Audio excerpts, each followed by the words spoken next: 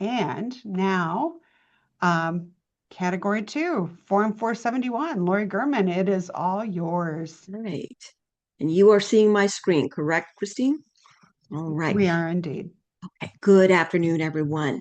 So yes, as Christine mentioned, we're going to be focusing today on Category 2 filing of the 471 application. So let's just jump in. Maybe if I can get my slides to advance.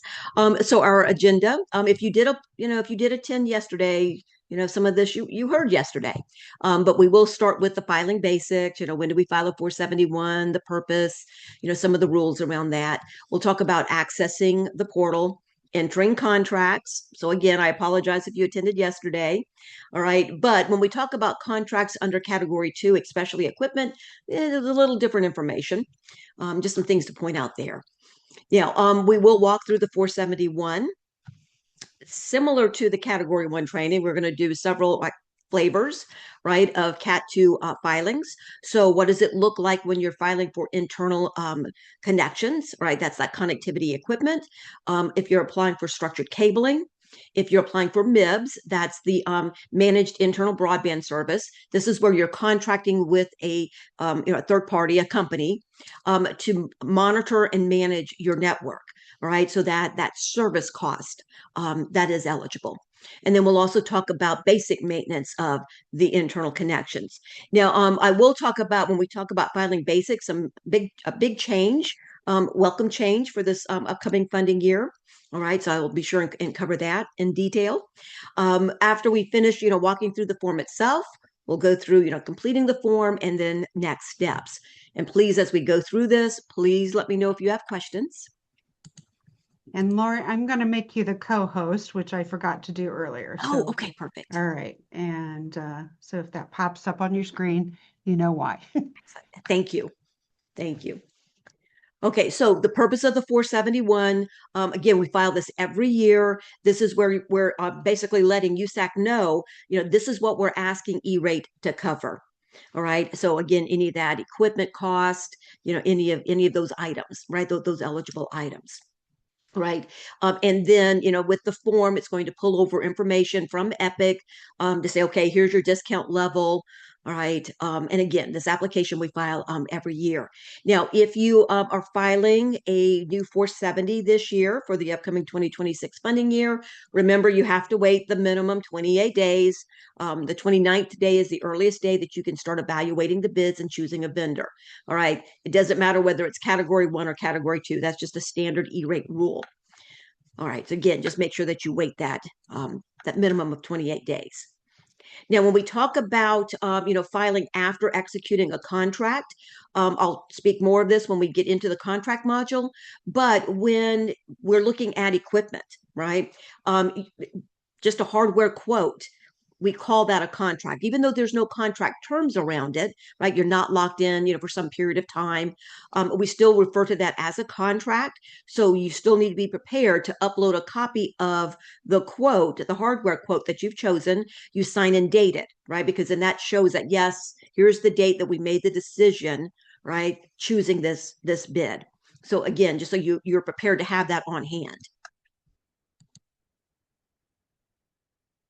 All right, so the filing window, the 471 did open on January 21st.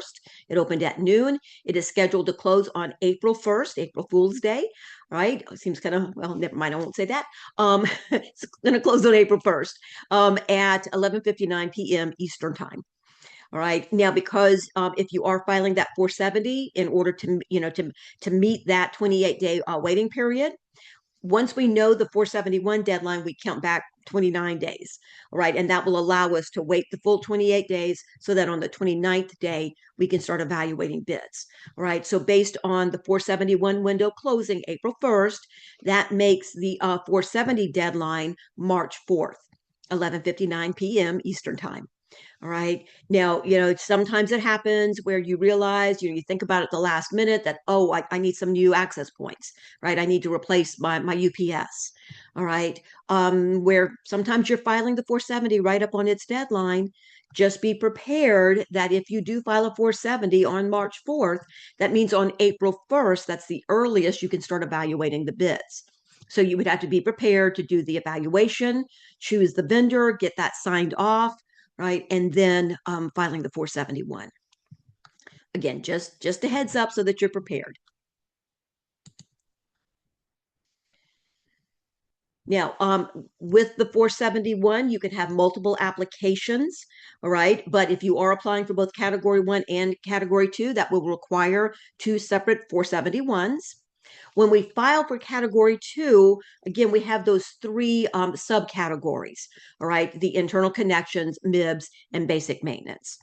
Now, if you are applying for, let's say you're applying for both internal connections and basic maintenance on equipment, right? And maybe it's coming from the exact same company, right? The same vendor, because that is two different subcategories. You can file a single 471, but you would have to split, all right, those subcategories into two different funding requests. All right, I know that sounds kind of crazy, but because it does fit under two different subcategories, even if the pricing for the equipment and the maintenance, it's all listed on the same quote, you still have to split it out, right, and put it under two different funding requests. Again, it could be on the same 471. Now, profiles, again, the schools had until January 16th to get their student enrollment, their lunch counts updated within Epic. All right, so remember that determines your discount rate. So if your district did not get that information updated by that January 16th date, then the discount rate is subject to change.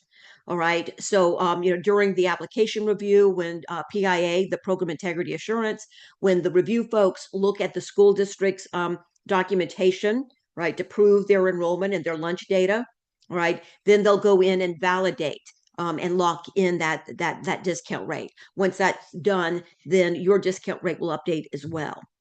All right, but again, just a heads up there. Typically, we see the discount rate go up, but on occasion, it will go down.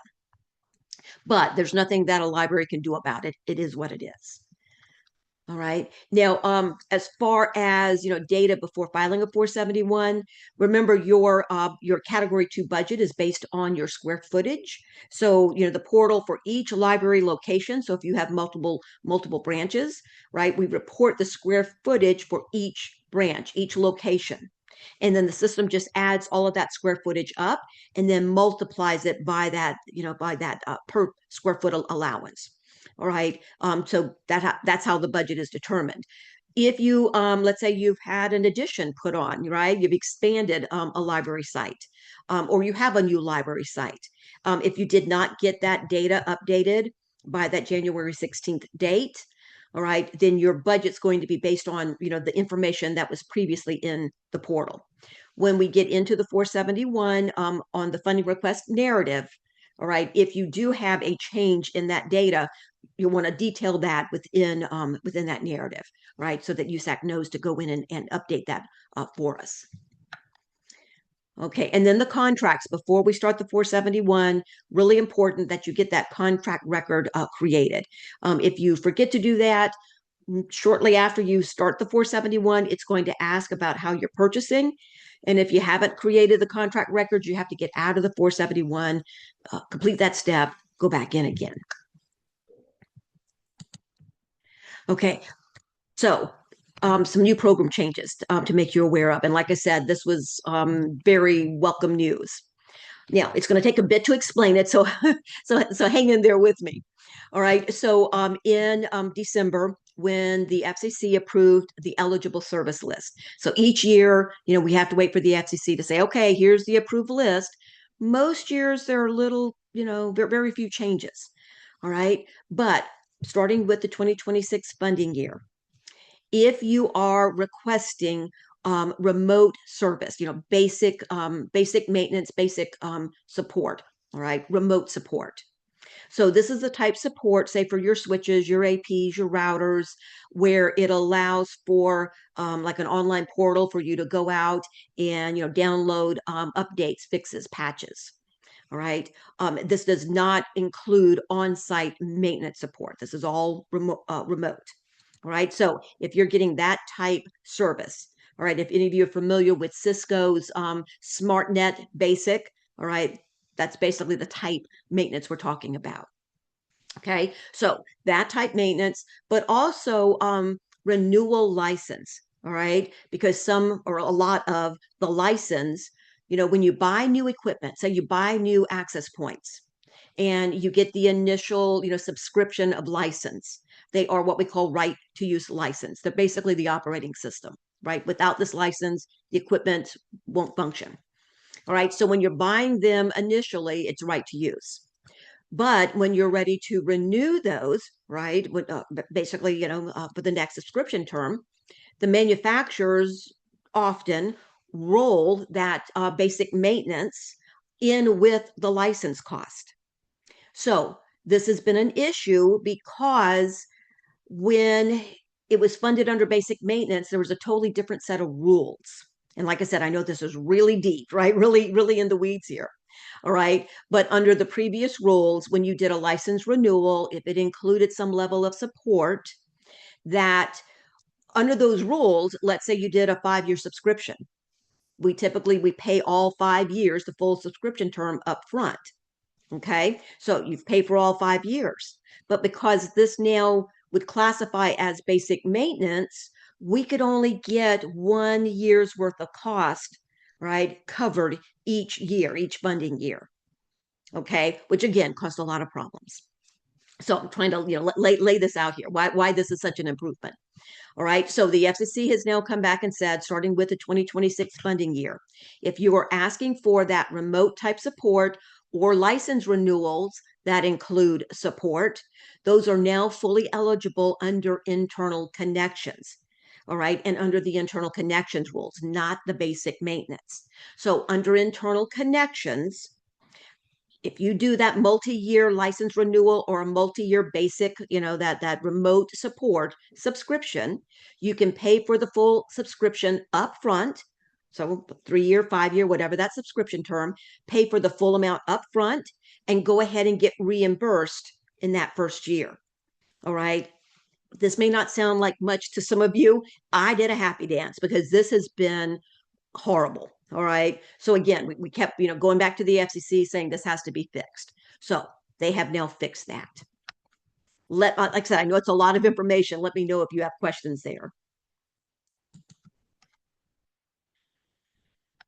Okay, now a lot of this I've already covered. All right, but keep in mind though, if you are doing the more advanced type of maintenance, right, where a technician will come on site. All right, so the on-site maintenance, which is also includes time and material, then that remains eligible under the basic maintenance subcategory. All right. Now, if you let's say you award a contract for that level of support, all right, let's say that annual contract is $10,000. You have to keep basically a maintenance log. Keep track of what equipment was worked on. Which equipment did you have issues with? Basically, all of the cost around that, and then you'll only get reimbursed for that actual piece. Okay, so if that makes sense, even though the contract is $10,000, let's say you only have the one occurrence, and based on time and material, it was maybe $1,000, right? Of that 10,000, you're only going to get reimbursed based on the 1,000.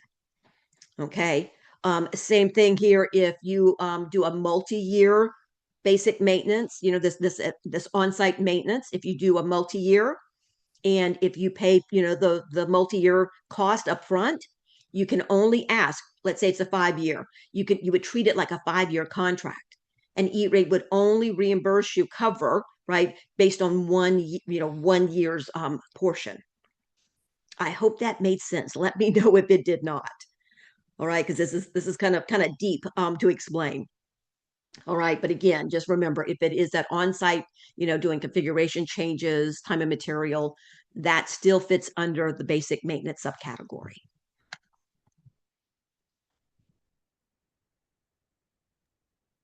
Lori, if folks have questions, they can always ask you, right? Definitely. If they have their list and they go, what does this mean for me? Basically, it does mean happy things. It means you don't have to pay up front for 5 years. It means a little less confusion between which category you put things in. But it is going to take a minute to get your head around it if you've been used to doing things the other way. Yeah. Like I said, this really is it's a big change. Okay, but it is indeed welcomed. But yes, please let me know if you do have questions.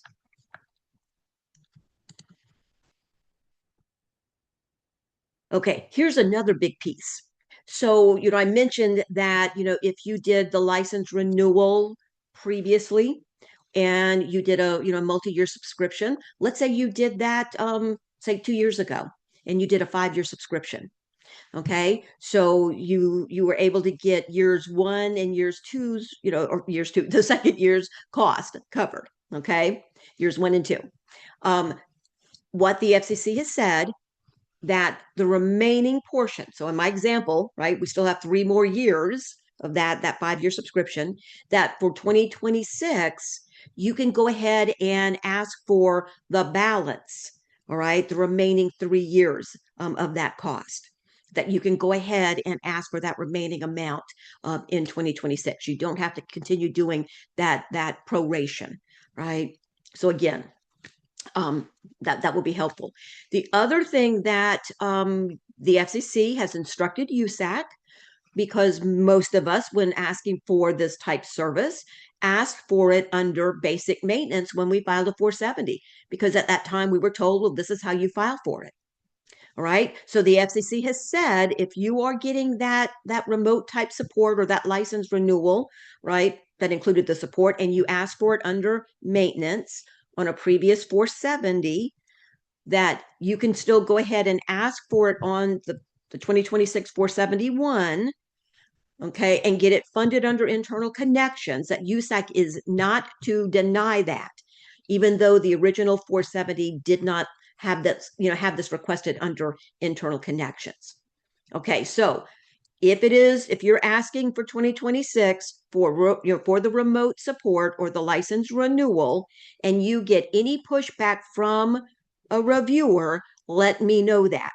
We had a call yesterday with USAC to say, okay, this is indeed our understanding.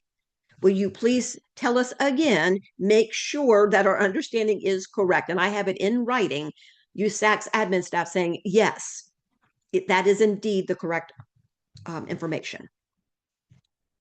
Okay, so please let me know if you get any strange questions or pushback from the reviewers.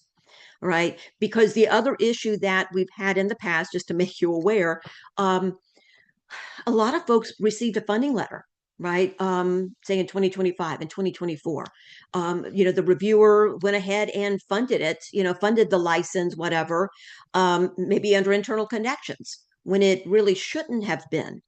All right, so applicants very excited that, oh, I got this funded under internal connections.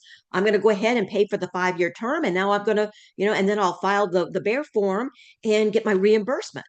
Well, once this went to the basically like the BEAR reviewer, the reimbursement reviewer, another set of eyes, and the invoice reviewer looked at this and said, oh, this should have never been funded this way. We're not going to reimburse you. You requested it under internal connections when it should have been requested under basic maintenance. Sorry, we're not going to reimburse you. And a lot of applicants push back saying, well, I purchased it because I received a funding letter showing it approved. Okay. So again, I'm making this point here as to why we're so excited about this. But like I said, if you apply for the remote support or the renewal license, all right, and if you get any pushback from a reviewer, please let me know that. But yes, please come with me, please come to me with questions. Okay, so accessing the portal. All right, so we go to usac.org/e-rate, or just usac.org will work. Right, we click on sign in. Okay, once you get to, when you initially sign in, you'll see the dashboard. All right, again, it looks like a descriptive paragraph. but it's actually a menu option. So we'll click on the first one here where it says E-Rate Productivity Center. Now, as you go through the portal, and I'm saying this because I know some of you did attend, the training yesterday for Cat 1, but in case you didn't attend, all right, just a heads up that as you go through the portal, say you drill down, several, layers, and it's okay. I need to get back to the landing page because that's your E-Rate homepage. All right, how do I get back there? You can click on any of the menu items on that very top blue bar where it says news or tasks. When you click on any of those items, you're going to see this USAC logo. Anytime you see that logo up here with the little tiles, all right, when you click that, that's the shortcut to get back to the landing page. Now, if we come down, you really want to verify your discount rate, right? Just to make sure, did the district go in and get their information updated? Okay, what is my discount rate? And then also look at the square footage, that's listed in Epic that will determine your Cat 2 budget. So to do both of those things, if you come down to the section where it says My Entities, the very first one in the list is the build entity. All right, so again, we'll click there. And Christine, it looks like Tom is trying to get back in. I just popped that back. Thank you. You're welcome. All right, so once we click on the build entity, all right, you'll see the menu options here. You'll see where it says discount rate. All right, so we'll click there. When you do that, it's going to show you, here's the total student enrollment for the district. Here's the count of students that qualified for the National School Lunch Program. All right, and as we read across, are you, rural designated or urban? Remember, if you have multiple library branches, because basically the system looks at zip codes. All right, so whichever is the majority, whether it's a rural designated zip code or an urban, all right, whichever is the majority, will determine the designation there. All right, and then you can see your Cat 1 versus your Cat 2 discount rate. Now, remember that if you're at a 90% Category 1 discount rate, all right, then you'll be at 85% for Category 2. You get just a little less under Cat 2. Everything below that, if you're 80% for Cat 1, it's 80% for Cat 2. It's the same across the board. Now, at the very bottom, as you scroll down on that build entity summary page, it's going to show you, here's the total, the sum of square footage for all libraries in the system. All right. So again, glance at that number. Does that look right? At this point, because of the admin window being closed, we cannot go in and update the counts. That's where you need to be prepared, to let the reviewer know. You basically detail it in within the narrative of the funding request. Again, just verify that information.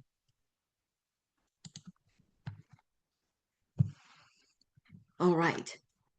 So now, looking at the Cat 2 budget, if you want to actually see, what that budget amount is, and remember, this upcoming 2026 funding year is starting a new 5-year budget cycle. All right. So everything, is basically being reset.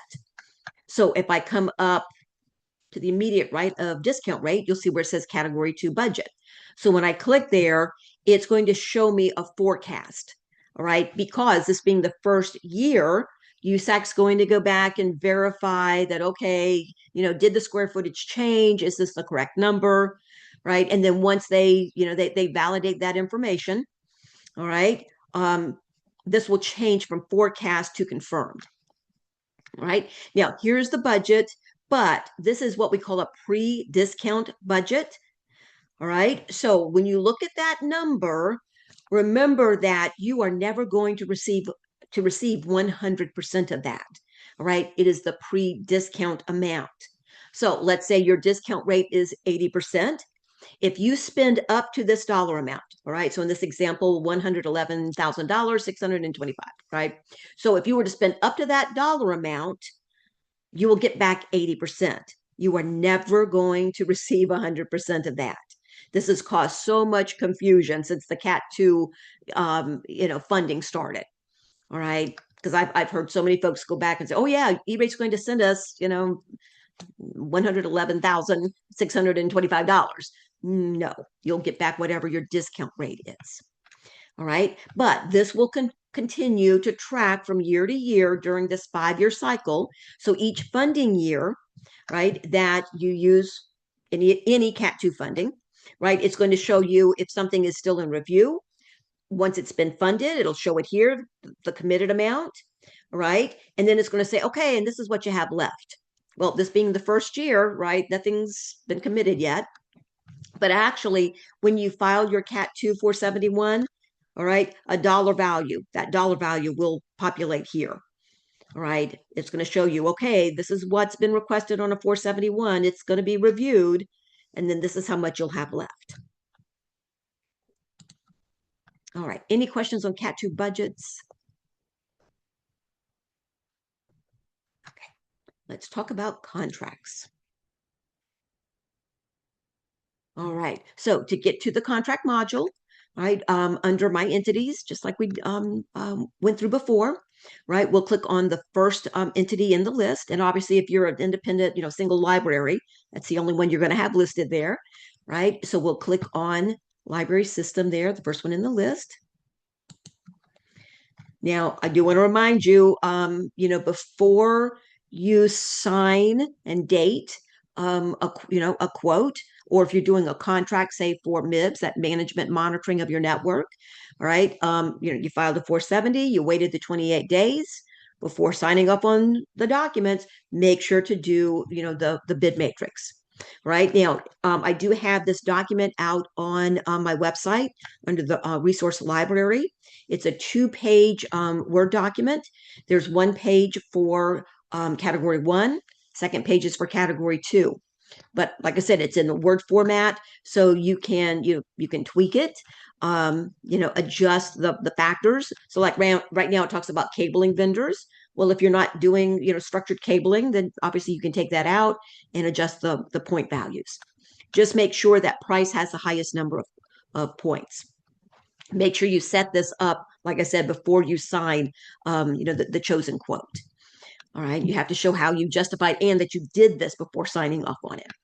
All right, and then you can just plug in, I've got highlighted in red, that here's the type service. So if it's internal connections, and then the name of the company.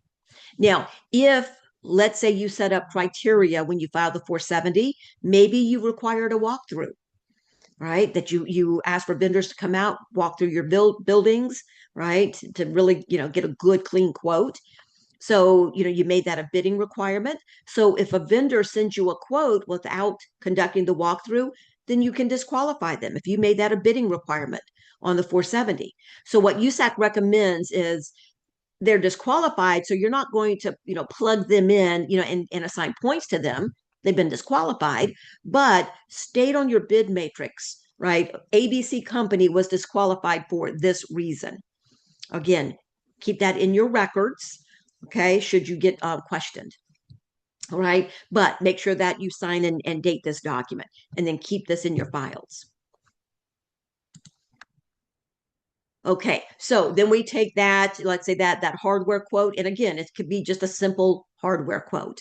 Tom, your comment here.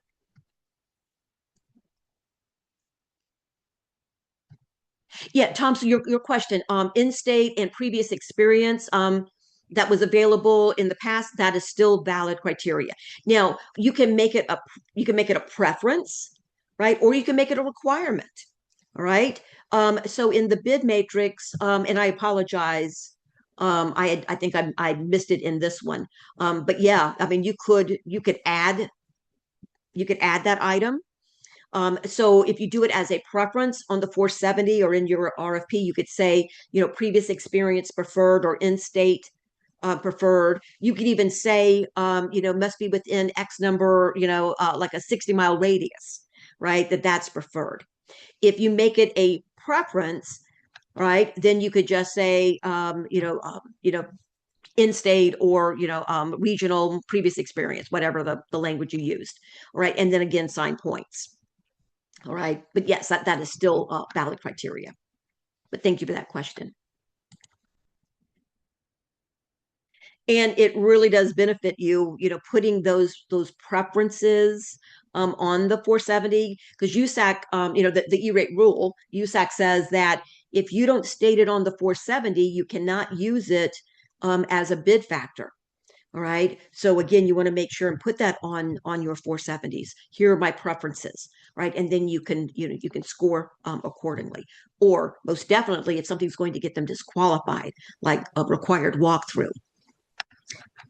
All right. So we've got our quote signed and dated, right? So we're going to come click on the build entity, and then you'll see the menu option here for contracts. So when I click on that, all right, you're going to see all the submitted contracts that are currently in Epic, right? And it's all the contracts since 2016 when we first started using the portal, right? But we can come up here to the upper right-hand corner and click on Manage Contracts. All right, now there are two contract types, two flavors. There are the contracts that are already submitted or the contracts that are still in draft form. Because as we go through this, there are a number of steps, so maybe you get called away and you have to get out of the portal or it times out. So, if you're in the middle of working on, creating this, you can come back here, you can click on Save and Close, then click on the contract type, click on the pull down, and you'll see My Contract Drafts. All right, so you'll see the nickname, the information you gave it, check the box to the left, and then you can come over and click on Edit and pick up where you left off. All right, but again, just in case you have to stop in the middle of this. Now, to start this brand new, I click on Add a New Contract. All right, and then we give it a nickname. All right, so again, I typically do, I designate, I show the funding year, so like FY2026 and the company name. All right, just make it descriptive. So when you go back later or someone behind you, right, maybe you're looking at retiring soon, that somebody else, looking at this will understand what this contract record is really for. All right, so give it the nickname. Now, contract number, that is not required. Some contracts might have a contract number listed. All right, you can provide it if you choose, not required. All right, we click on Save and Continue. All right, now we see here's, all of the breadcrumbs, all the steps we have to go through.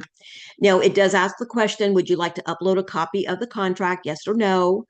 Do yourself a favor, because it should be signed and dated at the point you're doing this. You should not be, creating this record if it hasn't been, signed off on, right? So I suggest, indicating yes, all right, and upload the document, because that way it's already in the portal, so the reviewer will have it on hand. If you indicate no, then it's a guarantee you're going to get that review, that inquiry.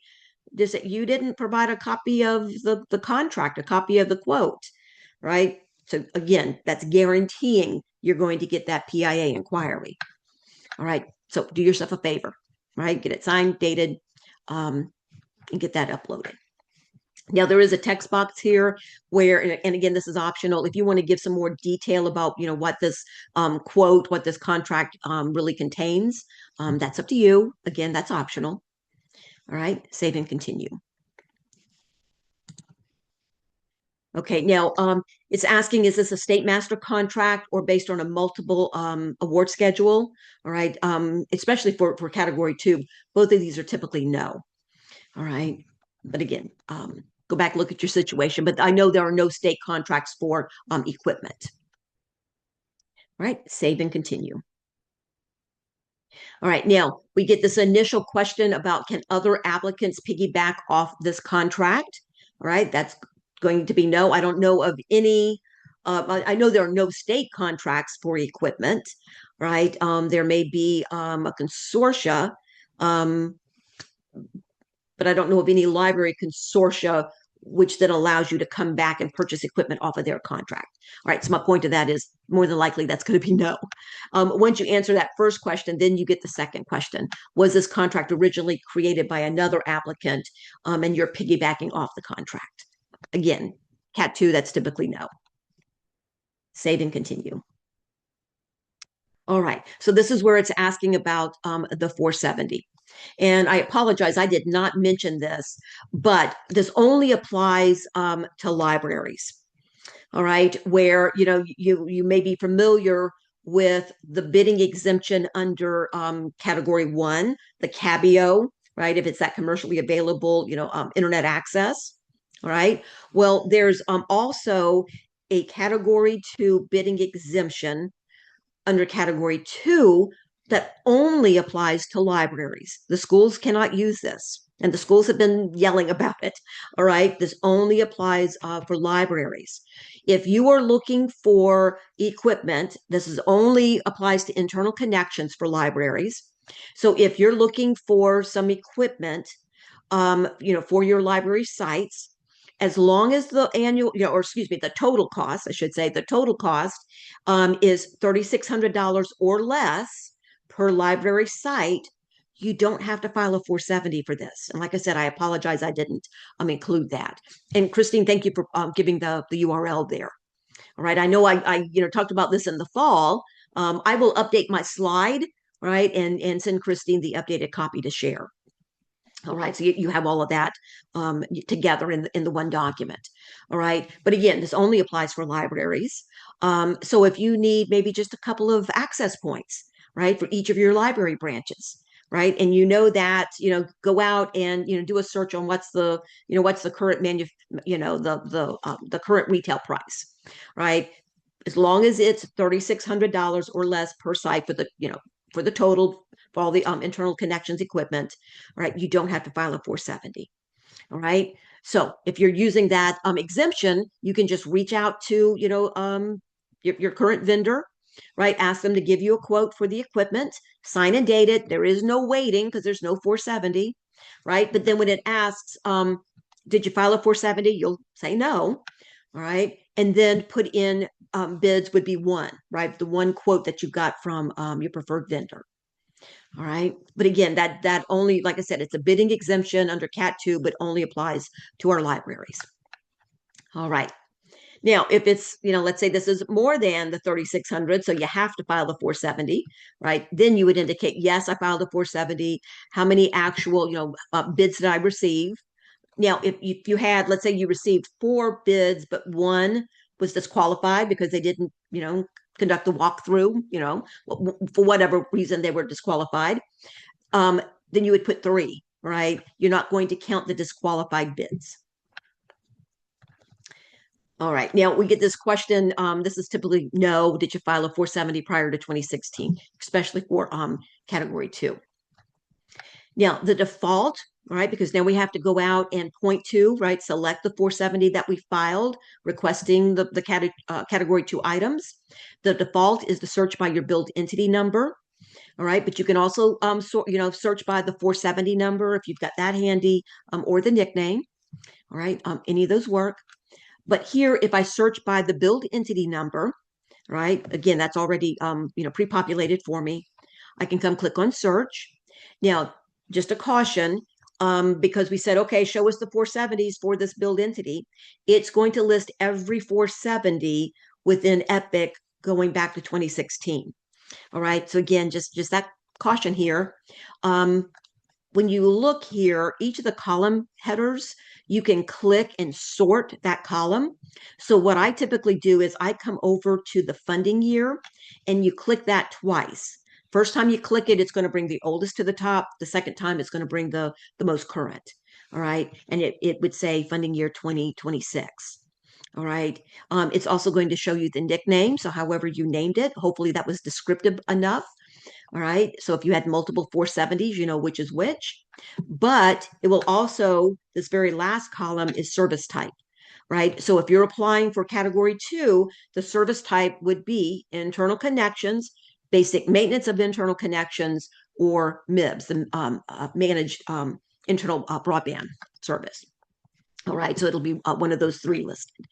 All right. So again, come over here to the left, check the box and say, yep, that's the 470 that I want to reference. Click on save and continue.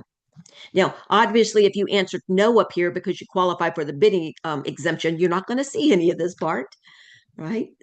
Now, I also want to point out, it does say here's the allowable contract date. That's that 29th day, right, from when you filed the 470. Just know that the portal does save us from ourselves, that if you're trying to do this and that 28-day waiting period hasn't passed yet, when I select a 470, I will get an error message saying, Aunt, you can't use that 470. The allowable contract date hasn't been reached yet. All right. So again, verify that date, because if you're trying to do this and you've already signed and dated the quote, right, and you've not reached that date yet, all right, destroy that copy, wait until the 28-day waiting period is up. Okay. Sign it again with the updated date.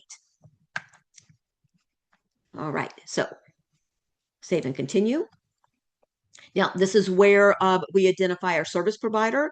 The account number, that is not a required field. So if you don't have an account number, typically with Cat 2, we don't. All right, just leave it blank. Then looking for the service provider, you can search by the SPIN. That's the easiest. If you have that, most vendors, when they're giving you a quote, will include that on their quote. Right, but if not, just ask the service provider what that number is. Right. You can also search by name. Just be careful, because depending on the vendor, sometimes they can have multiple spins, right? Verify with the service provider. Also, if you've used this company before, let me jump out here real quick. Give me just a second here. All right. So, I share this often, right? The E-Rate Central site. So if you go to e-ratecentral.com, where it says funding history search, right? This is the hardest part, put in your billed entity number, click on the pointer, right? And then you can scroll down and click on the funding, a previous funding year, let's say 2025, right? And it's okay, here's my my Cat 2 vendor I used last year, and I'm going with them again this year. Then I can come here, I can highlight that spin, copy and paste. All right. So again, that's one of the easiest ways to get the number. Give me just a second here. Oh, sorry. Sorry, I'm trying to get back to my screen here.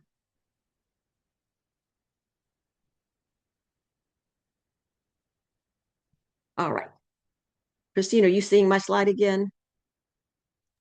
I am. Okay, thank you. All good. I've got multiple monitors, and trying to change it, it hiccuped a bit, so I apologize. All right, so once we do the search, we come back, we click on the box to say, yep, that is indeed my vendor. Save and continue. Okay, now it's asking that question, is this a multi-year contract? Well, if this is for MIBS, those are typically multi-year, or if you're doing that on-site type maintenance, you could indicate yes here. Anything under internal connections, it's going to be no, right? Because you're buying the equipment outright. Okay, that would not be a multi-year contract. All right, now it's asking what's the date you awarded your contract. So again, this is the date that whoever at the library system, whoever had the authority to sign that quote to say, yep, here's the vendor we chose. All right, this is that date. Okay, whatever date that you put on that document. All right, that's your award date. All right, save and continue. Okay, now here, again, with voluntary extensions, this would not apply at all to internal connections. But if you're doing MIBS, the Managed Internal Broadband Service, oftentimes those will have a voluntary extension, just like we see with Category 1 services. So it may say that, it's initially for 3 years or 5 years, and then you can do that voluntary extension, maybe extend it out, maybe 2 1-year extensions. Just look at that contract. Right? Does it have the language there? But like I said, if this is for hardware for internal connections, this would be no. All right. Now, if this is that MIBS where it does have the voluntary extensions, all right, it's going to say, okay, what's the date? What's the furthest date out that you could extend it? All right. So let's say it's a 5-year MIBS with 2 1-year extensions. That would take it out to June 30th, 2033. How many extensions are left? Well, 2. This is a new MIBS contract, and I've not touched, any of those extensions yet. And then what's the total length and time if you were to use, the existing term, in addition to those extensions. So if I've got a 60-month, a 5-year contract, and I could extend it out, 2 1-year extensions, takes it out to 84 months. But like I said, if this is If this is for an internal connections request, you'll say no. All right, save and continue. Pricing confidentiality, just say no again, right? Because that really doesn't apply to us. Save and continue. All right, so now it's going to come back with this confirmation. It's going to show how you answered all of those questions. All right, look it over carefully, right? Especially like the 470, did you answer yes to filing a 470? Verify that that 470 number. All right, the date it was awarded, right? Again, verify that all of that information is correct, because once you click on complete, it's locked in. You cannot go back and edit. You cannot delete the record, right? Even if you have no intentions of using it because of a mistake, right? You cannot delete it. You have to start all over again. Now, if you realize that you did make a mistake, just start clicking back. You go back one screen at a time until you get to the screen where you need to make the correction. Right, then save and continue again and get back to this spot. All right, so if everything looks good, right, we can click on complete. All right, and then you'll see your contract there in the list. Now, if you have, another contract, right, you can go ahead and click on add new contract and get all of those uploaded. All right, any questions on adding contracts? So I know this is a lot of information. Okay. All right, so let's look at the 471. Now, I mentioned earlier, as far as the information. So if you did not get, square footage updated, any of that information, or maybe a new library site, right? You did not get that, added to the portal by the close of the admin window, that January 16th date. It's going to show, last year's information, basically. All right, so now to start a 471, the easiest way to do that is up in the right-hand corner where it says FCC Form 471. We'll just click there. All right, and then we give it a nickname. All right, again, something descriptive, especially, when you have a Category 1 and a Category 2 471 out there. You want to be descriptive in the nickname because that will show up if you have to go back and look for your form, just to be able to distinguish one from the other. So here I said my FY2026 ABC Library Cat 2. All right, we click on continue. Now, I just want to point out here in the lower left-hand corner, there's the option to discard form. All right, so, if you realize you're filing this in error, right, be sure to discard it. Any incomplete forms left sitting out in the portal, typically about late April, early May, well after the 471 deadline. Anything that's sitting out there is incomplete. The portal will start auto-generating emails to say, you didn't file your form. All right, that's when it causes lots of panic. All right, it just means that you had something incomplete sitting out there in the system. All right, go back and discard those. That stops those emails. Let me know if you have questions on that. All right, so give it the nickname, save and continue. Now, one of the reasons a lot of people wind up with incomplete forms sitting in the portal is maybe they had to walk away, the system timed out, and it's, I don't know how to get back into my application, right? That happens a lot, right? I have no idea how to get back in. I'll just start a new one. I spoke to someone last year that they were getting those annoying emails, and we were looking at their portal information, and they had like 8 incomplete forms sitting in Epic. All right, so we just methodically went through and discarded each of those. All right, so if you get kicked out of the 471, this is how you get back into it. Come up to that blue menu bar, click where it says tasks, and then you're looking for one that says create form 471. That means that you previously created it, but you've not actually submitted it yet. All right, and it'll also show the nickname that you gave it. Right, so that blue text where it says create 471, just click there, picks up where you left off. All right, now for the contact, are you the main contact? When you indicate yes, it's going to populate the credentials for however you logged in, right? So again, if you logged in as someone else, all right, that in the other individual, however, whatever email you used, that's what's going to show up as the main contact. All right, so that's the individual that when your application goes into review, that's the individual the reviewer will reach out to, send emails to. All right. So again, if you're logging into someone else, make them aware they need to watch for those emails. Now, if you indicate no, then you have to choose another individual that has a portal account. All right. You cannot manually provide a main contact there. All right. Now, it does ask about the holiday summer contact information. So if you know you're going to be away, say over the, some period of time over the summer, if you choose, you can put an alternate contact. All right. Because remember, if there's a question that comes during that period of time when you're out, your application could be put on hold. Right. So if a reviewer cannot contact you. All right. So again, that's up to you if you want to provide that alternate contact. All right. So save and continue. All right. So now when it asks, okay, what type category, which of the two categories are you applying for? Here we're going to choose category 2 because remember on a 471, you cannot ask for category 1 and category 2 on the same form.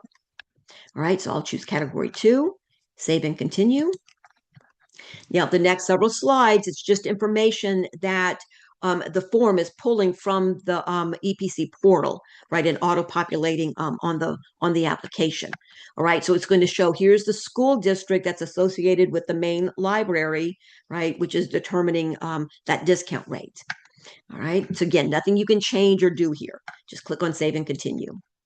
Then it's going to show you, okay, here are the library sites, right, your main library, your branches, if you have a bookmobile, right, it's going to show that information.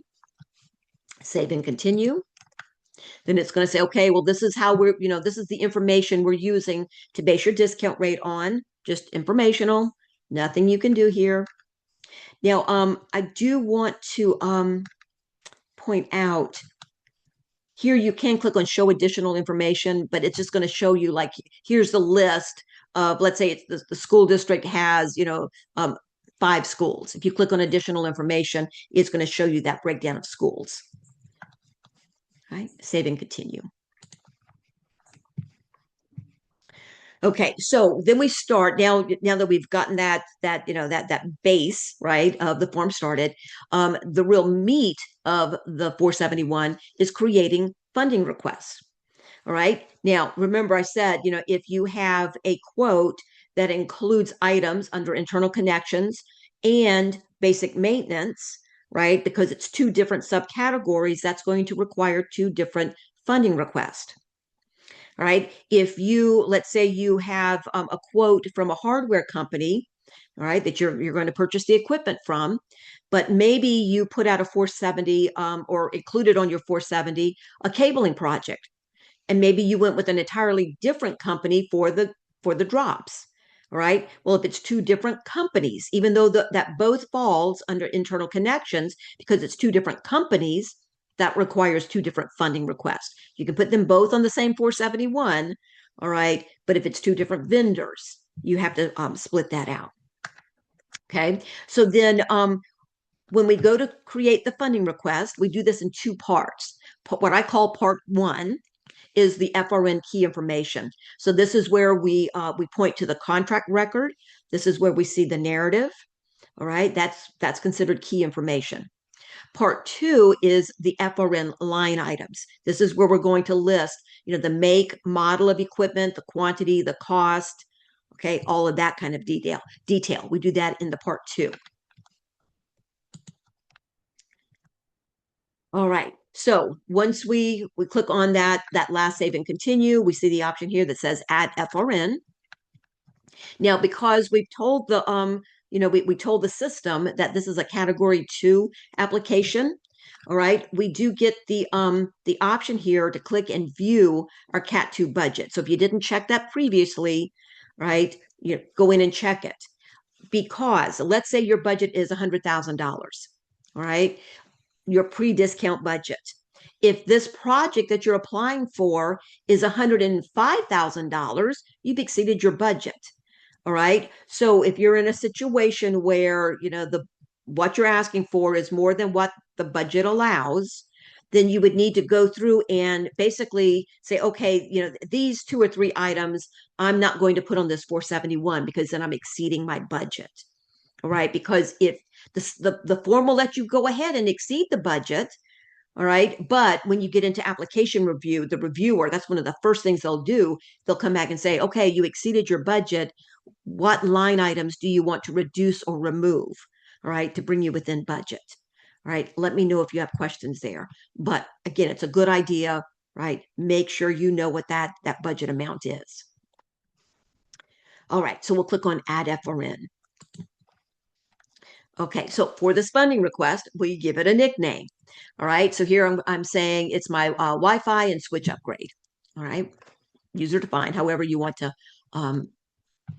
name that. Now, it's asking the questions about, is this a continuation? Well, this is equipment, right? This is not a multi-year contract. So you're going to answer no, right, as far as it being a continuation, and do not click on copy. All right. Now, because we said this is a Cat 2, we have to choose the service type, right? That subcategory. So we click on the pull down and we're going to see basic maintenance of internal connections, and managed internal broadband service. Well, this is for that hardware. So I'm going to click on internal connections and I click on continue. Now, this is why it's so important that you created that contract record beforehand, because just like we see with category 1, it's going to ask, okay, how are you purchasing, contract, tariffed, or month to month? Well, tariffed and month to month, that does not apply to, this one-time hardware purchase, right? So we have to choose contract. So that's why you have to have that contract record created beforehand. So we say contract, we click on continue.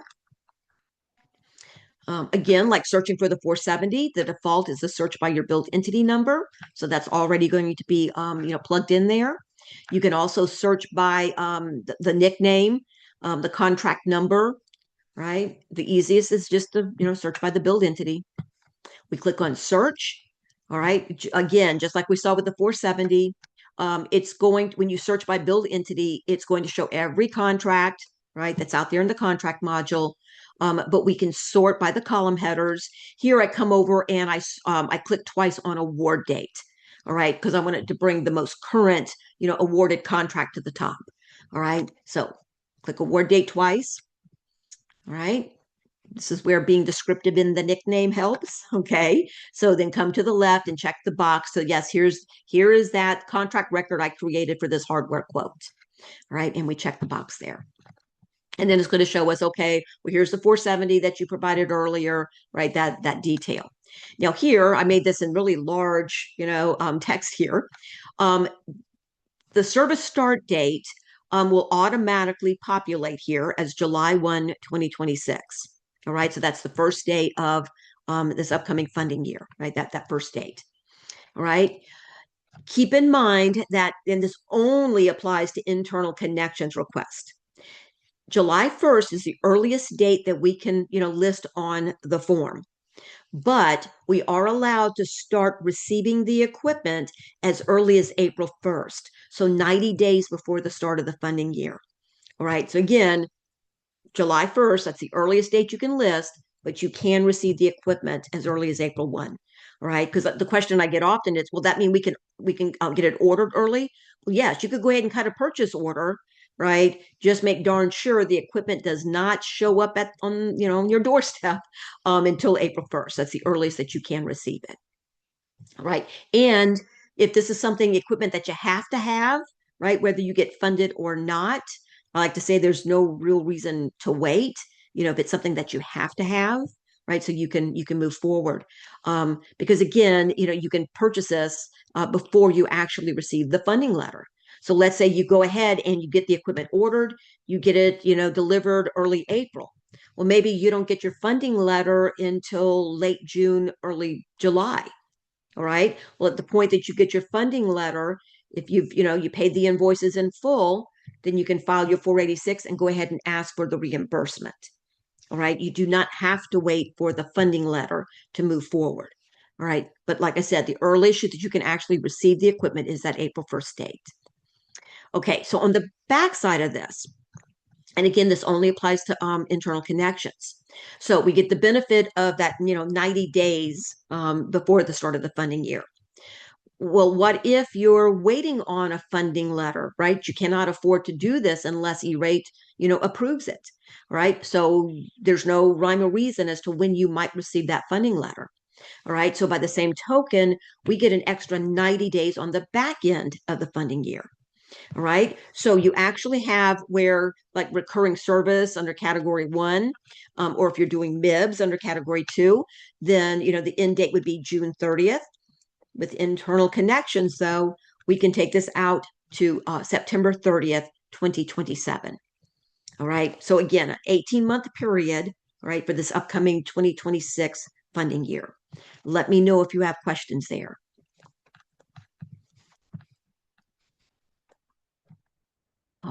So click on continue. Yeah, like I said, the July 1st date, that's going to auto-populate.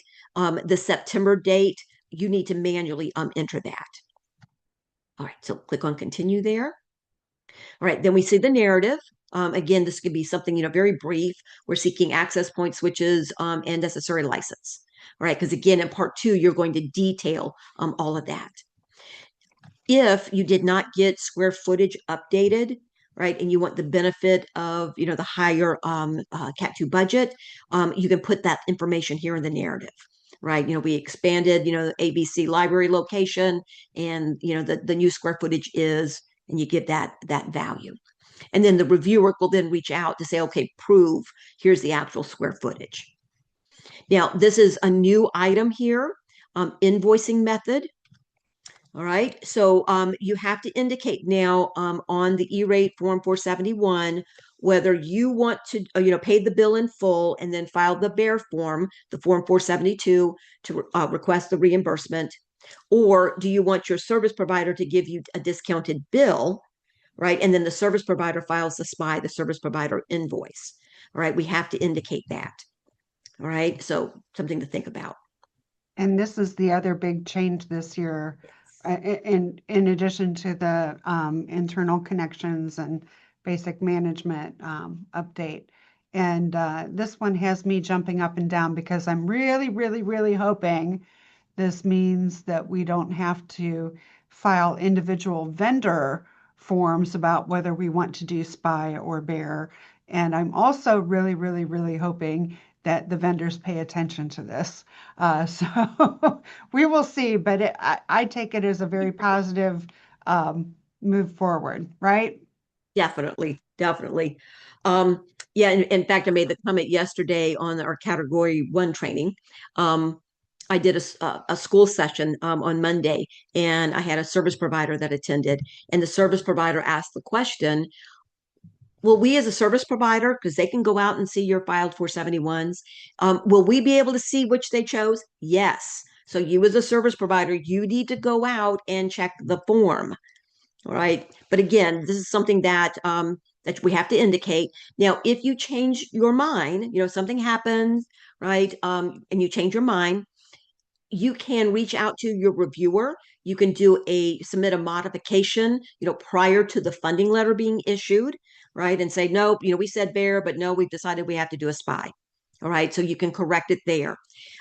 If you change your mind after the funding letter is issued, we will get an opportunity to make the correction even after the funding letter. USAC is still working on that process, though. Our guess is that it's going to be part of the Form 500, all right, but it's not there yet. Now, here's another thing. This is late breaking news. This actually was announced yesterday afternoon. So again, in the weeds here. Starting in August, E-rate funds, we now have to have an active sam.gov UEI. All right. Up to this point, it was not required for E-rate. Now, most of our, our libraries registered at sam.gov during the pandemic because the Emergency Connectivity Fund required it. All right. But like I said, E-rate did not require it. But USAC did announce yesterday that starting in August, that the E-rate funds, when you file a bear form, right? When you register at sam.gov, you have to give your banking information. right? So if you are using the bear method where you pay the invoice in full and then file the bear for reimbursement, it's going to go out and look at your sam.gov information to be able to send that ACH deposit. All right. So if you are not registered at sam.gov, then you have to choose the SPY method. All right. So this is only a requirement if you are filing for the reimbursement where the money's going to, basically, like I said, be electronically deposited, right, to your library's bank. All right. One other point related to that. You may have a sam.gov UEI. Your library may have that, but it might not be on your Form 498, Correct. right? And we found that out. So that email went out to folks only. So there was a general announcement, but there were emails sent to libraries and schools that had been using the bear method, had logins in the invoicing module. So, invoicing module, and they sent to the folks in the invoicing module if they did not have the UEI on the 498. So if you got one of those emails, take a look at that and then first check and see if you have a UEI. Chances are you do, because I've kind of looked through the list of libraries that use E-rate. A lot of y'all do. So first step, look there, put it in the 498 if you haven't already. Second step, if you don't have one, get working on that. And if you have questions, I will do my best to try to help. Lori doesn't need to do anything with this, but I will do my best to try to help. But it is a little bit of a process, and make sure you start that soon. It generally takes about 6 weeks to get approval at sam.gov. And again, we found this out um, during the Emergency Connectivity Fund. Again, it takes about 6 weeks to get that approval. Here's the other thing. With the E-rate form 498, this is a banking form that actually we filled out. It was a one and done for most of us. It started in 2016.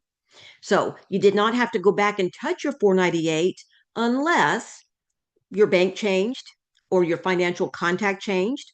All right. It was, again, most of us one and done and not had to touch it again. All right. With the sam.gov, the UEI, that's unique entity identifier, that has to be renewed annually. So that's something that we have found that has been an issue.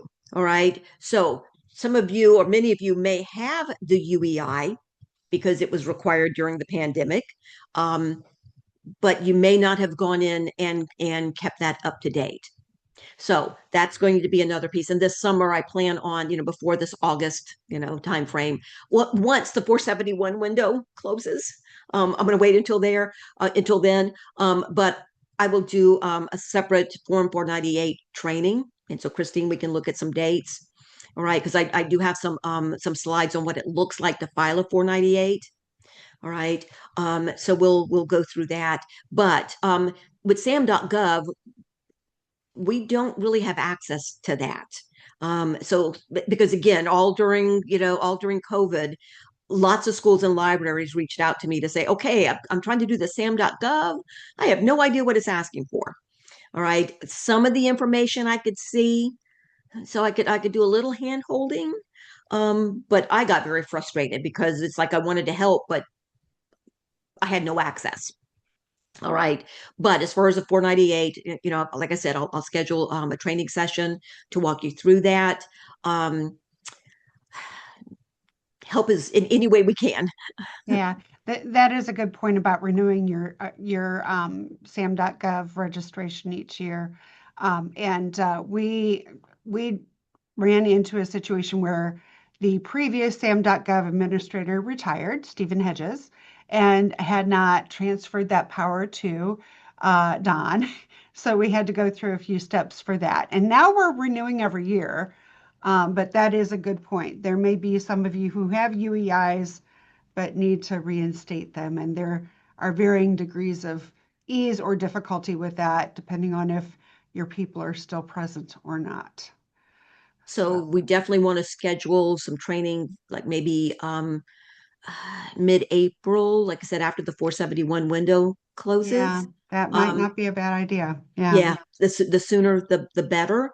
Um, because again, if you find out you don't have a sam.gov, like I said, that takes about 6 weeks. Um, so yeah, we'll want to. Now I'm stuttering. We're going to want to do that. I know this is a lot. And remember, the sam.gov requirement only applies if you file bare forms. All right. We've seen this like with private schools, that faith-based schools that, either cannot or choose not to register at sam.gov. And so my guidance has been, well, you have no choice but to indicate the SPY method. And if that's a case where if you as a library, for whatever reason, if you're having issues, right, getting that sam.gov, created, then like I said, then doing the SPY method where the service provider bills you for the percentage E-rate doesn't cover, then it falls on the service provider to file the reimbursement form. You can actually make that a requirement, a bidding requirement on the 470. Okay, so again, if you think you might be in that situation where you're going to need to do the SPY method to get the discounted bills, if you still need to file a 470, make that a bidding requirement. All right. I actually created, it was actually for a library consortium. I created a SPY agreement form. It's very simple, but where we uploaded it as part of the 470, that vendors were required to sign and date that to say, yes, we agree to the SPY method. We made that a bidding requirement. And so any vendor that submitted a bid that did not return that SPY form, they got disqualified. All right. So again, that one more thing to think about. Okay, after all that happy news. All right. So this is, once we choose the invoicing method, right, we give the information in the narrative. Now we need to do that part 2, those line items. All right. So we'll start that by clicking on Save and Add Manage FRN line items. Once we click that, then you'll see, okay, there's no line items, right? Click here to add one. So we'll click. Now, I have used this example for a while, but I do want to point out a couple of things here. All right. So when we look at, this is an actual quote that I received for a library system. All right. So when we look at this, we can see that there are 12 unique items, right? So here's for some access points, antennas, 12 unique items. Right? That means I have to have 12 different line items. Now, this is not hard. It's just a little time consuming, right? But I would have to set up, because there's 12 unique items, I have to create 12 line items within this funding request. All right. Now, here's another example, an actual example that I got, where basically they broke out their quote, because this is how the library system requested it, where it was equipment per library site. All right, but it was the exact same model, all right, per location. So we can see here that for the East Library, they're asking for 60 APs. All right, and you can see the model there. And then for the West Library, they're asking for the same model, but 40 APs. All right, well, because it's the exact same model, right, then when I go, and you can see that each of these 4 line items, it's just a duplication per library site. All right, then I can do 4 line items. All right, once you see the 471, hopefully this will make more sense and why this can save you some time. All right. So again, as long as it's the exact same model, cost is the same, I can just group that together and have one line item to say I'm asking for 100 of this make and model of AP. Right. Again, hope that makes sense. Okay, one more thing here. All right. And I've used this example again in previous years. All right. So when we go into internal connections, when we look at, okay, here's our quote.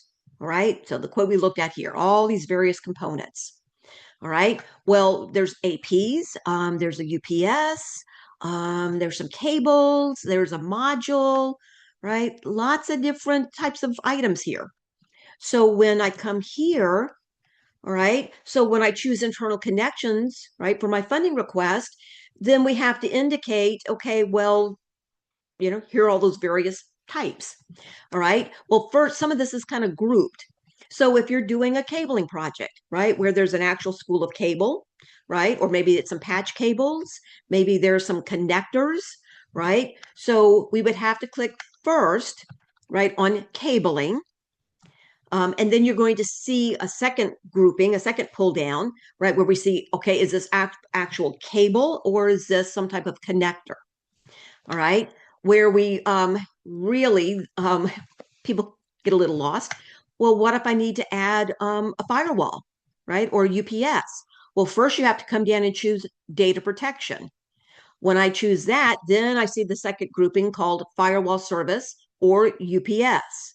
All right, so again, this is just your cheat sheet to know where some of these things are located. Now, I've also pointed out here, this does not match the way things are laid out on the form 470. All right, 470, it's more general. When we get to the 471, it's broken down more. All right, so you'll see on the 471, right, under software, we see the option for, is it an operating system? We also get the option for license, transceivers and modules, right? We see nothing on the 470, right, for transceivers and modules. There's a general category called antennas, connectors, and related components. Right, I hope I'm not totally losing you here. All right, but again, like I said, this is just kind of a cheat sheet as to where these various items are listed. So if you're asking for an access point, you have to first choose wireless data distribution. Then you're going to see the 4 options in the pull down. Okay, so now are you asking for an access point? Antennas for the access point, which is listed on our quote. Is this a controller, right? A LAN controller, a wireless controller? Again, just to give you an idea how things are split out here. Now, I did add this note here compared to my slides from previous years, some lessons learned. So if you're asking for structured cabling, right, you have a vendor, that gave you a quote to come out and run maybe 20 new Ethernet drops, right, throughout your library. Try to have your vendor basically lump it together, right, versus, which is allowed, right? So here's the cost for the components, here's the cost for the labor. All right, versus listing out 40 different widgets, J hooks for the ceiling, Panduit, whatever. All right, instead of listing all of those small little widgets, like I said, that's needed when you're putting in new drops. All right, have them listed as a single price. Let me know if you have questions there. All right, so let's start adding this. All right, so going back a couple of steps here. So we click on add a new line item. All right, well, first we have to say, okay, and this is where that little cheat sheet comes in. All right, so what's the type of internal connection? So we first choose that type, wireless data distribution. All right, okay, well, what's the type product? Well, it's an access point, right? So when I click on that type of product pull down, that's where I'll see access point, controllers, antennas. All right, so again, just go through and select. All right, so now it's asking, okay, well, who's the make? So when I click on the pull down, you get the list of every imaginable, manufacturer out there. You can start typing in the manufacturer name and it'll bring it up to the top, or just scroll through the list. All right, but you select the manufacturer. Then we have to manually key in the model. So just go back, look at your quote, right? Get that model number. All right, now, for this, let's say that maybe I asked for installation, but the installation cost, is broken out as a separate line item. So we'll add that separately. All right, so installation cost is not rolled in this case, to the cost of the access points. So I'm going to indicate no, and no, I'm not leasing this. And I click on save and continue. All right, so now, remember, the portal uses the same layout for both category 1 and category 2. So here it's asking for monthly cost. All right. Now, if you are asking for MIBS, that month, that managed internal broadband service, all right, that is recurring service. So you may have a monthly cost there. All right, but I'll give you an example of that here shortly. All right, but this is equipment. So under monthly cost, all right, for these first three fields, all right, put in 0. All right, because again, this is a one-time hardware purchase. You cannot leave the fields blank. All right, so just put in zeros. But kind of tucked over here on the left-hand side, we have to click on this pull down and say, okay, well, how is this priced? Is it for each, of the items? Is this based on, say, 100 feet of cabling, whatever? Most of this, it's going to be based on each. All right, so we have to click on the pull down and select. Then we come over to the right-hand side for the one-time cost. All right, so what's that unit cost? So go back, look at your quote, right? What's the cost per unit? All right, so I said, okay, this was $1,099. Is there any ineligible cost? In this case, it's 0. I'm not aware of any ineligible cost. And then what's the quantity? All right, I plug that in. And then the system just does the math for us. And then it's saying, okay, here's the pre-discount amount. Now, if you're asking for, like in this example, all of these access points where the pre-discount amount is $54,950, $54,950 is going to get deducted out of that Cat 2 budget amount. All right, because again, it's all based, the budget is based on that pre-discount amount. All right, so I click on Save and Continue. Now it's asking, is every entity for the organization receiving this service? If you know that this equipment is only going to go in one specific library location, or maybe a couple of branches, then you can indicate no and select which branches, right? Or if you're not quite sure, there's no harm in saying, yep, I plan on using this, in all of my library sites. All right. And then if you change your mind about that, not a problem. You don't have to notify USAC, right? This is a library system level budget, and it's up to you to decide which of those library sites to install the equipment.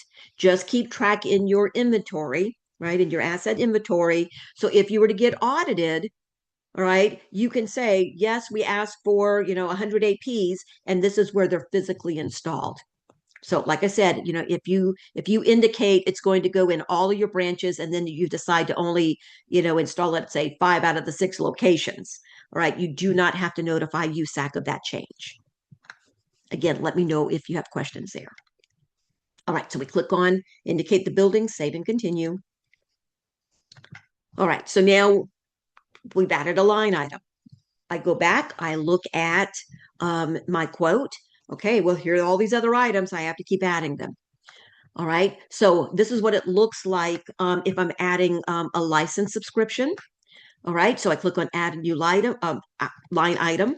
I click on the type of internal connections. All right, we see license listed there because that's the only option under that for that listing for type. We don't have to click a second time, right, to indicate, to drill down further to indicate type.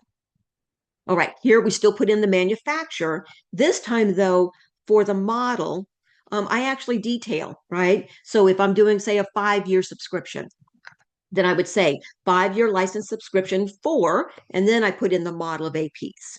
All right, so again, just being a little more descriptive there. And then I would indicate no for the installation and lease and continue. Okay, now I did point out here, just to make it clear, right? Remember, if this is that license renewal or that remote type support, regardless of how you filed it, if you put it under internal connections and basic maintenance back on the 470, right? Because when a lot of folks started filing the 470, this is before the FCC, right, came back with this program change. All right. So if you listed it under both internal connections and basic maintenance on the 470, when you file the 471, be sure to put it under the internal connections. Okay, so this is what it looks like if, all right, you are purchasing something like that SmartNet Basic, right, where it really is that remote support. Okay, so here you could choose what USAC has told us is because they've not updated the forms yet, right? That say remote support. So what we have to do is we choose the type equipment that the support is for. All right. So whatever, equipment this is tied to. So let's say this is remote support for our switches. So I would choose data distribution because that's the type, right, that this is listed under. Then when I click on type of product, I'll see switch or router. So I'm going to choose switch. All right, I choose my manufacturer. Now this time under model, all right, then I'm going to say this is a 3-year remote support for, and then I put in the model, right? So again, this is the guidance that we're getting from USAC because the forms have not been updated. So again, if you're doing that, if it's a license renewal or a straight out remote support, right? This is how we request it. All right, and then we indicate no for both of these. Save and continue. All right, so just like we did before, we'll put in that per unit cost times the quantity. We choose our recipients of service. All right, and save and continue. Okay, so I'm not going to go through and add all 12 of those items we saw in that quote. All right, but again, you would just keep going through and adding those items. All right, make sure you get everything accounted for. Right now, when you look back and you say, okay, here are all the line items, just skim through that. It's going to show you the type and then type of internal connections, type of product, make sure that that's all correct. What's the quantity, right? So if you were looking for, let's say 60 APs and you realize, oh, I put in 50, I really need 60, right? Then you can come click on that line item, drill back down and make that correction. Now here, this is showing the pre-discount amount. All right. Once you're done adding all the line items, then come click on save and continue. And then it's going to show us, okay, here's that funding request, and here's the number of line items. Then it takes that pre-discount amount, multiplies it by your discount rate to say, here's the amount we're asking, E-rate to cover. I've been talking a lot the last few days. All right, so if you're done adding your funding request, then you can click on Review 471. All right, let me show you here what it looks like if you're doing structured cabling. All right, and this is something that I've broken out. I've not shown it this way in previous years. All right, so if you're asking for, say, some new Ethernet drops to be run, when we choose internal connections, all right, then you can choose cabling connectors. All right, and then you'll see the one of two options, choose cabling. Now here for make, just put in other. And then for the manufacturer, for where we enter the make, I'm going to put in installation. When I indicate other, when I indicate other, it's going to give me this text box, all right, that I can type this in. So instead of putting in a manufacturer, I indicate other, then it gives me a text box and I just say this is for installation, of my network drops, however you want to describe that. And then for the model, I say this is structured cabling. All right. Now here, because installation is part of this, right? It's all the pieces and parts plus the installation. Here I'm going to indicate yes, right? That installation is, part of this cost. All right. And then I indicate no for the leasing. Okay, now here we're going to enter the unit cost and quantity. All right, so go back, look at that cabling quote, and it's okay, for all the materials and the labor, it's $25,500. All right, and then we put in quantity of 1. And then we go in and we indicate here are the library sites where these new drops will be installed. All right, please, if that did not make sense, please, this is the first time I've laid it out this way. Please let me know if it didn't make sense to you. All right, let me show you real quick what it looks like if you are asking for MIBS, the Managed Internal Broadband Service. We do have some libraries that are utilizing this. So this is where you're paying a third-party company to do that monitoring, management of your network. All right, so when we choose the service type, right, we choose Managed Internal Broadband Service. All right, then we have to choose the type. All right, so is this managed and leased equipment from a third-party provider. So this is something that vendors are allowed to do, where they could actually, in addition to managing the equipment, they can also roll in the cost of new equipment, all right? And you can lease it from them. I don't see as many libraries using this. I see more of the schools doing this, though. All right. Second option is managed by a third party and purchased from them or other vendor. USAC has said that, by breaking it out this way, maybe you're asking for a company for this upcoming funding year to do the management, but maybe you're also going to have an internal connections request because you're going to be buying new equipment outright. USAC has said that just lets the reviewer know, go out and look for that internal connections request. All right. The third option here is you're looking for management of equipment you already have installed. Right. So again, you did not have to, have E-rate fund this equipment previously in order to request the management piece. Right. But again, this is equipment that's already installed. And we click on Save and Continue. All right. And then we just put in that monthly recurring cost. Go back and look at your contract. Now, if we're asking for basic maintenance, again, this would only be for if you're asking for that on-site type maintenance. All right. So we'd still indicate if this is, this is not based on a previous funding request. Here we're going to choose basic maintenance of internal connections.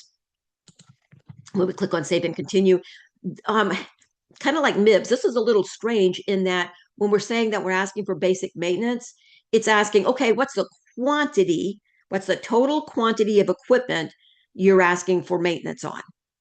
All right, well, let's see. I've got some switches. I've got, my router, right? What's that total quantity? This is where the reviewers will then be looking for, that's a typical review question, like, okay, give us a list. We get the same thing with MIBS. Give us the list of equipment that you're looking, to be managed or that you're seeking maintenance on.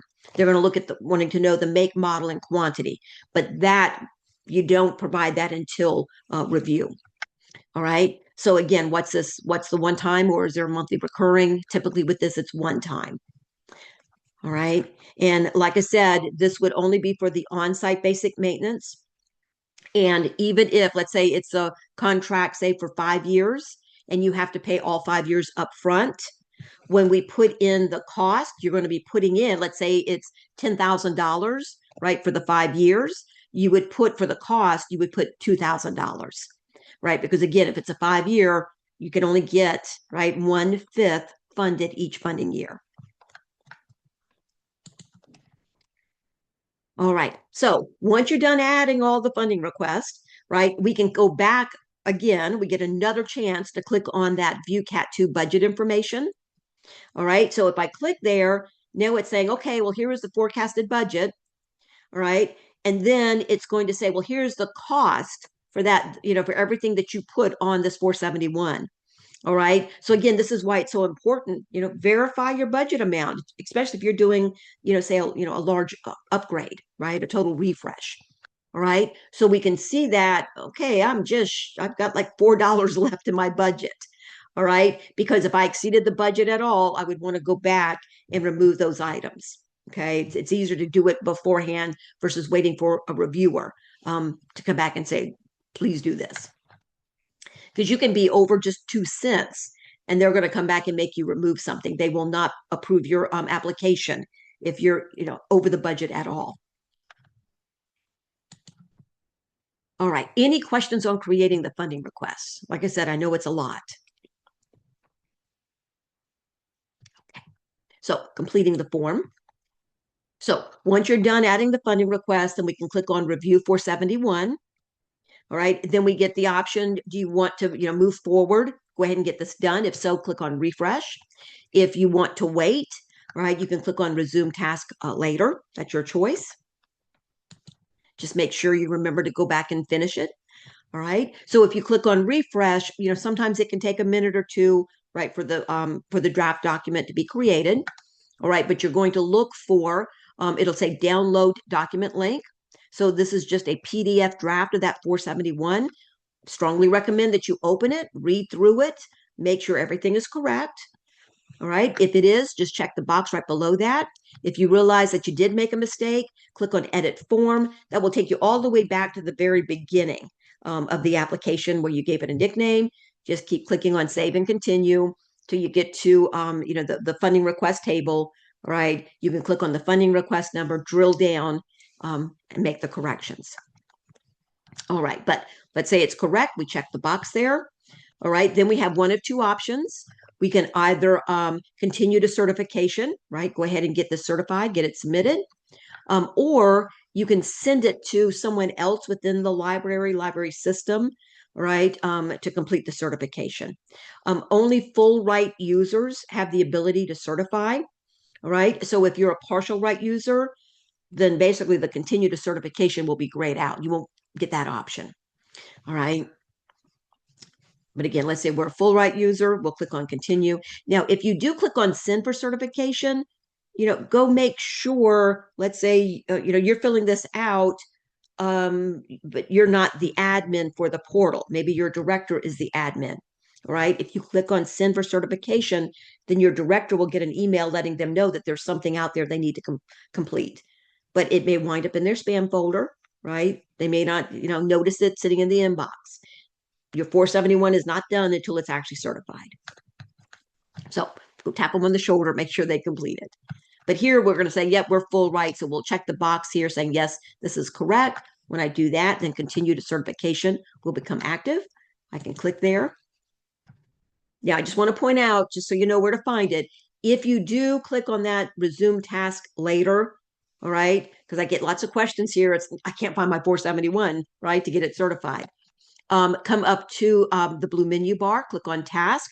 This time you'll see something that says review PDF of the 471. So when you click there, then you're going to go back to that screen where you can then click on refresh. All right, so once we click on that continue to certification, all right, it's going to show us here's the total amount, that pre-discount amount, right, for any and all funding requests. It just adds everything up if there's multiple requests. Here's that total cost. All right, then it looks at, okay, what's your discount rate? It multiplies it by the discount rate that says, okay, here's the amount of funding you're asking E-rate to cover.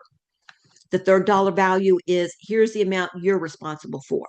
So if you're at, let's say if you're at a 90% discount rate for Cat 1, you're at 85% for Cat 2, right? It'll do the math there. Now we get this total budgeted amount, right? We have to give it a dollar amount. Zeros will be, pre-populated there. All right, so it's looking for the E-rate, basically the things that E-rate will not cover. So you're asking for access points and switches. All right, well, can you pay the electric bill, right, to power all of that, right? All the things that E-rate does not cover, in-user devices, tablets, things like that. All right, this is to a certain degree, it's kind of a made-up number, right? You want to do a reasonable estimate. All right. Put in a dollar amount there. This is not something they're going to hold you to. And I've never had them come back and, make you prove that you've got this dollar amount, right, in your budget, all right, to pay for those items.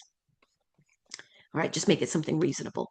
Now, these two pull downs, just say no. If you attended the Cat 1 training, you heard my spiel, right? So, if you answer yes to either one of these, you're going to be in a world of hurt. Because it's a rule violation. All right. One indicates that your service provider is helping you come up with the portion that E-rate won't cover. The other is basically they're waiving. All right. And some of you have heard me tell the story when I was an IT director at a school district, vendors, saying, hey, if you choose us, your district's at an 80% discount rate. We won't bother billing you for that 20%. All right. Again, that is a program rule violation, get you into a lot of trouble. All right, so be sure to say no to both of those. All right, then we see the certification boxes. Read through it, make sure you're comfortable. All of these have to be checked. All right, if you feel uncomfortable with some of these and decide, okay, I'm not going to check it, well, then you can't certify. All right, if you find yourself in that situation, click on back. And if there's another user, right, on full right user in the portal, then they can complete the certification. But again, they all have to be checked to be able to actually certify. All right, so here I got them all checked. All right, I click on certify, and yes, it's all correct. Yes, I want to certify it. All right, and then it gives us that certification. Be sure, whether you do a screen print, you save it as a PDF, you print out a hard copy, make sure you document this. This is showing, this is your proof that your form actually was submitted, by the deadline. All right, so again, just make sure that you capture this. Now you'll see here in blue, right, this hyperlink. This generally takes about 2 to 3 minutes, but you can click here to get a certified copy of the 471. There's other ways you can get it within the portal. All right, but again, this gives you that immediate access versus having to do additional deep diving. All right, so once we have that, we can click on close. All right, so next steps. So once the forms have been submitted, now where do you find this after the fact? If you look at the landing page, go all the way down to the very bottom of the landing page, there's a section called FCC Forms and Post Commitment Request. The default is to search for the 470, so just click on the pull down and select 471, and you'll choose 2026 for the funding year. All right, and then you'll see your applications. Again, this is why it's important to be descriptive in the nickname. Is this a Cat 1? Is this a Cat 2? Right, and then you can click on the application number to drill down. Now, from there, if you realize, let's say you chose SPY, right, for your invoicing method, and you realize, no, I should have chosen BEAR, right? So we can come here, once we click on the application number, all the way to the right where it says related actions. When you click there, then you're going to see this submit modification request. All right, that will allow you to drill down and make a correction. And then it just flags your application so the reviewer knows, okay, there's this modification request out there. There's something I need to go, make this change on behalf of the applicant. All right, I do have a step-by-step guide out there on my resource page, right? If you need to do modifications, or don't hesitate to reach out if you need help with this. Okay, the other big piece here is, answering those review questions, right? So basically you can drill down to your 471. So if you get review inquiries, you'll receive an email letting you know that there's an inquiry out there. It'll actually show you, here's the application number that we're questioning, right? So if you have a Cat 1 and Cat 2 471 out there, all right, but come back down to that very bottom, search for your 471, click on the application number, and then to see the questions, the easiest, you'll see the option here, the third one over, it says review inquiries. All right, so when you click there, then it'll take you to basically a table or a row, right, that says, okay, here are the questions that we have, right? Then you can click on respond. You can also, this was kind of silly, right, because it takes extra clicking, but you can click on related actions and you see respond to inquiries, right? Takes you to the same place. Now, as far as the kinds of things they're going to ask for, if you changed your square footage, they're going to want validation of that. They're going to want information. Maybe you ask for a firewall. All right, E-rate covers the basic firewall. Maybe you ask for a remote, a more robust level of firewall appliance. So the reviewer may come back and say, okay, for this specific model, it's not 100% eligible, right? This is something the manufacturers report to USAC each year, right? So they may come back and say, well, according to the manufacturer, this model is only, 87% eligible. All right. So they'll give you a chance to say, well, no, I disagree with that. All right. But again, they're going to let you know if there's, any issues there. All right. If they notice, sometimes I've had this happen in the past, where maybe a reviewer will come back saying, it looks like you made a mistake. Do you want to correct this? All right. So again, they'll give you that opportunity, all right, to make those corrections. Now, when you get that inquiry, we're given 15 days initially to respond. In Epic, there is an option to click on request extension. The first time you ask for it, it's automatic, where the system gives you 7 additional days. All right. So again, you want to try and get that information, by that deadline. All right. But again, if you need that extension, ask for it. If for some reason you need a second extension, those are not always approved. Basically, the reviewer has to go back to their manager to get approval. You'd have to explain why you need that additional time. All right.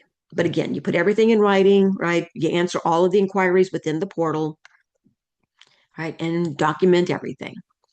Now, I said this yesterday in the Cat 1 training. You know, the happy day is getting the funding letter, right? Now, the FCC has told USAC if something's going to be denied or reduced, the reviewers have to tell us that. All right. So typically there's not a lot of surprises, but it has happened. All right. So when you get the funding letter, you'll get it that as an email. There will be a PDF document of the funding letter attached. You know, it's nice, you know, very pretty, laid out, easy to read. All right. But it's going to say, you know, here's the dollar amount you requested. Here's the amount that was approved. And if something was reduced or denied, it'll give an explanation as to why. All right. Now, we've had occasions where, you know, maybe a reviewer sent out an email to say, okay, here's the inquiry. And maybe the individual missed the email. They never responded. So the reviewer will move forward with the information on hand. Okay. Well, maybe, you know, they didn't have enough information. So they denied your funding request. All right. But again, you never saw the email to even let you know that there was an issue. So that's why it's so important. Check over the funding letter. You know, was everything funded? The reason I stress this, you know, to do this, you know, ASAP is we only have 60 days from the date the letter was issued to file an appeal. All right, to say, okay, I disagree with, you know, this denial. All right. And again, I like to say it's 60 days from the date of the letter, not when you finally get around to looking at it. All right. So again, check the letter as, you know, ASAP. And if something has been denied or reduced and you need help with filing an appeal, please let me know. Right. And that's something that I can help you with. Okay, just last thing here, some things to be aware of after you receive a funding letter. Like I said, you know, during application review, you can make a number of changes, right? But there's some also, you know, some things we have available once the funding letter has been issued. All right, maybe you realize that you made a mistake and you transposed numbers and you chose the wrong vendor, right? So you can do what's called a spin change. All right. The other one that we see, especially under category 2 with internal connections, service substitutions. All right. So let's say you ask for a specific model of access point. All right. By the time you get the funding letter, it could be months. Maybe you realize, okay, that model is no longer available, or there's a new model, right, that would serve you better.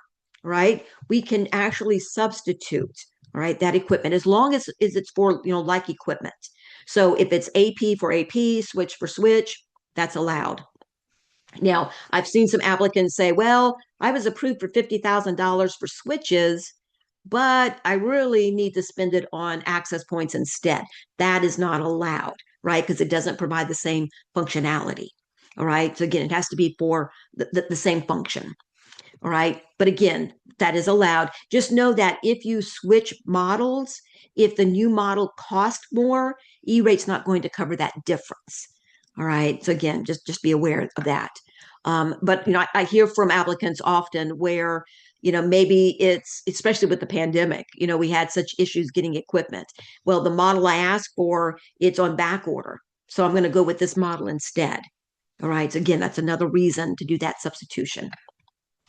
Now, the other thing to be aware of is the Form 500.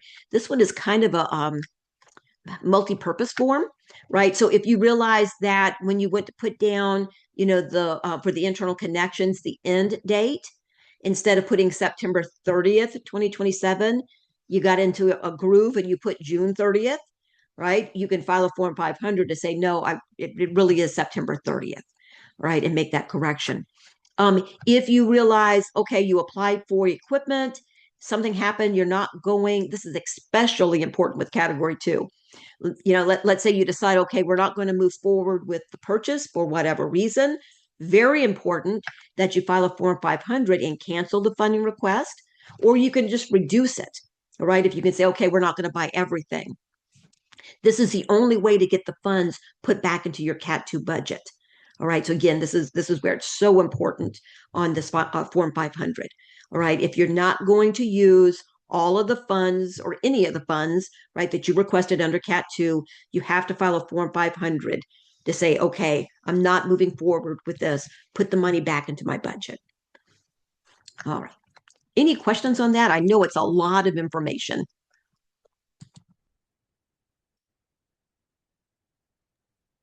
Folks have been quiet on the chat. Yes.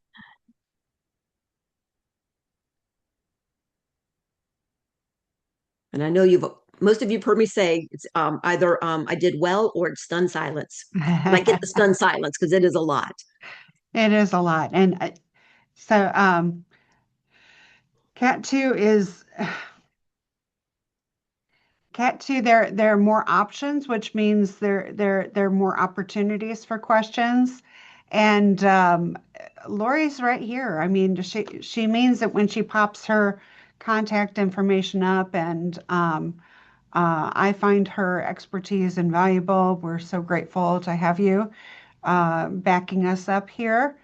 Um, I think maybe I'm going to just go ahead and close up the recording here in case you want to ask anything off the recording.